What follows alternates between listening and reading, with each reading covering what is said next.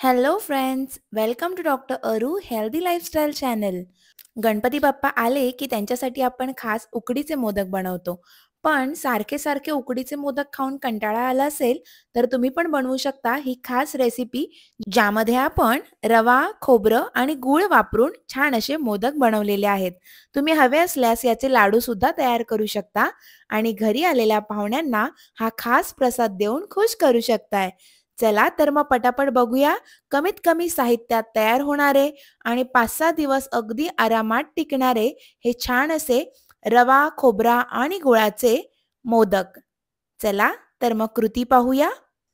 हे मोदक तयार करण्यासाठी आपल्याला लागणार आहे ओलं खोबरं, रवा, दूध, केसर, ड्रायफ्रुट्स गरजेनुसार आणि आवडीप्रमाणे आणि सोबतच आपल्याला लागणार आहे गूळ. चला तर मग आता बघूया. इथे मी साधारण एक पूर्ण नारळ चांगला किसून घेतलेला आहे किंवा खवून घेतलेला आहे. रवा आपण बारीक रवा वापरणार आहोत. दूध साधारण आपल्याला रवा आणि खोबऱ्याच्या प्रमाणानुसार लागणार आहे. म्हणजे जर आपण 1 वाटी रवा, 1 वाटी खोबरं घेतलं, तर साधारण 2 वाटी इतकं दूध आपल्याला लागेल, ज्यामध्ये आपण 8 ते 10 केशरच्या रेषा घालणार आहोत. त्यामुळे याला छान सुगंध येणार आहे आणि सोबतच रंगसुद्धा येणार आहे.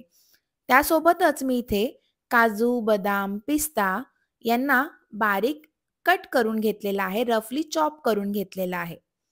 आपण या रेसिपीमध्ये जे दूध वापरतोय ते कोमट असणं गरजेचं आहे. सर्वप्रथम एक ट्राय प्लाय स्टीलचा पॅन आपण गॅसवर गरम होण्यासाठी ठेवायचा आहे. त्यामध्ये घरीच तयार केलेलं मी 2 चमचे साजूक तूप ॲड करते. याला चांगलं मेल्ट होऊ द्यायचं आहे. तुपाचं प्रमाण चांगलं वापरलं की रवा, खोबरं आणि ड्रायफ्रुट्स त्यामध्ये छान भाजून येतात आणि तुपाचा त्यात छान असा फ्लेवर उतरतो. आता रफली चॉप करून घेतलेले ड्रायफ्रुट्स आपण तुपावर चांगले परतून घेऊया. साधारण ब्राउनिश रंग यायला सुरुवात झाली की मग आपण यामध्ये रवा ॲड करूया आणि रव्याला सुद्धा तुपावरती चांगलं परतून घेऊया. साधारण रव्याला परतण्यासाठी आपल्याला एक 5 ते 8 मिनिटं लागतील. आता तुम्ही विचार करत असाल ना, आपण जे डेझर्ट्स खातो ते हेल्दी आहे का? तर घरी बनवलेले डेझर्ट हे हॉटेलमधून आणलेल्या डेझर्टपेक्षा लाख गुणा हेल्दी असतात. आणि मुख्य म्हणजे आपण यामध्ये ना साखरेऐवजी गुळाचा वापर करतोय, तेही ऑर्गॅनिक गुळाचा. त्यामुळे यामध्ये कमीत कमी केमिकल्स आहेत, कमीत कमी साखर आहे.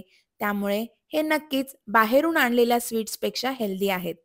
रवा भाजून होत आला, की आपण आपलं खोबरं पण यामध्ये ॲड करायचंय आणि रवा खोबऱ्याला अगदी 10-15 मिनिटं चांगलं मंद आचेवर परतत राहायचंय. रवा खोबरं चांगलं परतून झालं, की मग आपण यामध्ये कोमट केशरयुक्त दूध ॲड करणार आहोत. आता तुम्ही बघू शकताय आपण इथे साधारण 2 वाटी दूध ॲड केलेलं आहे. दूध ॲड केल्यानंतर आपल्याला पुन्हा एकदा रवा खोबऱ्याला दुधासोबत चांगलं मिक्स करून घ्यायचं आहे आणि दूध चांगलं आटू द्यायचंय. जेणेकरून मोदक किंवा लाडू जास्त दिवस टिकण्यासाठी मदत होते.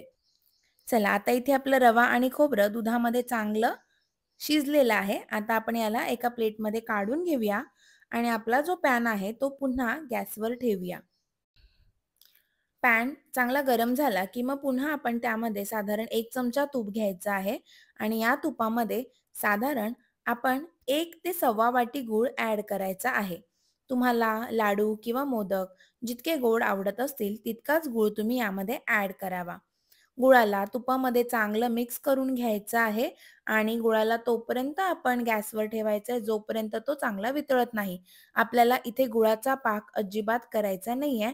आपण फक्त गुळाला चांगलं वितळून घेणार आहोत, जेणेकरून तो रवा आणि खोबऱ्यासोबत चांगला एकजीव होऊ शकेल. तुम्ही बघू शकताय गूळ इथे चांगला वितळत आलाय. आता मी यामध्ये चिमूटभर वेलची पूड ॲड करते आहे, जेणेकरून आपल्या मोदकांना छान असा सुवास येईल वेलचीचा. चला आता गूळ पूर्ण वितळला की मग आपण गॅसची फ्लेम मंद करायची आहे आणि आपलं खोबरं आणि रव्याचं मिश्रण सावकाश गुळामध्ये ॲड करायचं आहे आणि त्याला चांगलं मिक्स करून घ्यायचं आहे. तुम्ही थोडं थोडं मिश्रण ॲड करा, जेणेकरून हे मिश्रण एकजीव करणं आपल्याला थोडंसं सुकर होईल. चला आता उरलेलं रवा खोबरं पण मी ॲड करून घेतलेलं आहे आणि याला मी एक 5 ते 10 मिनिटं गुळामध्ये चांगलं एकजीव करून घेणार आहे आणि हे एकसंध झालेलं आहे असं कळताच मग आपण गॅसची फ्लेम बंद करणार आहोत. गूळ चांगला मेल्ट झालेला आहे आणि तो पूर्ण एकजीव झालेला आहे रवा खोबऱ्यासोबत. आता हे मिश्रण पातळ राहता कामा नये. हे मिश्रण आपण चांगलं एकसंध आणि साधारण घट्टसर करून घ्यायचंय. तुम्ही बघू शकताय जेणेकरून लाडू किंवा मोदक वळणं इझी होईल. तुमच्याकडे जर एखादं मोदकाचं मोल्ड अवेलेबल असेल, तर त्याला आधी तुम्ही थोडंसं तुपाने ग्रीस करून घ्या आणि मग हे सारण या मोल्डमध्ये ॲड करा. जास्त मिश्रण ॲड करा आणि मग उर्वरित जे एक्स्ट्रा मिश्रण बाहेर येतं, त्याला तुम्ही हाताने बाजूला काढा. त्यामुळे ना मोदकाला छान असा शेप येतो, जसा मोल्डचा आहे तसा.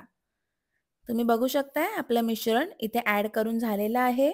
आता 1-2 मिनिटं आपण साचा तसाच ठेवायचा आहे आणि मग सावकाश त्याला ओपन करायचं आहे आणि इथे आपला छान असा रवा खोबऱ्याचा मोदक तयार आहे.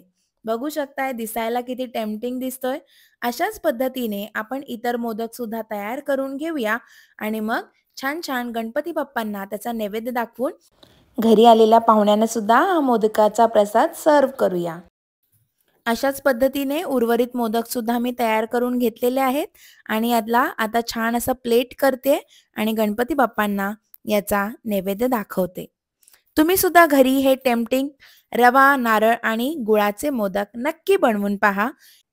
उकडीच्या मोदकाला एक दुसरा पर्याय म्हणून हे हेल्दी मोदक घरी नक्की बनवून पहा आणि बाहेरून मिठाई आणण्यापेक्षा घरी स्वतःच्या हाताने प्रेमाने बनवलेला मोदक तुम्ही देवबाप्पाला नैवेद्य म्हणून सर्व्ह करा. चला मग पुन्हा भेटूया अशाच छान-छान नवनवीन हेल्दी टिप्स आणि हेल्दी रेसिपीज सोबत. तोपर्यंत सात्विक खा आणि स्वस्थ राहा.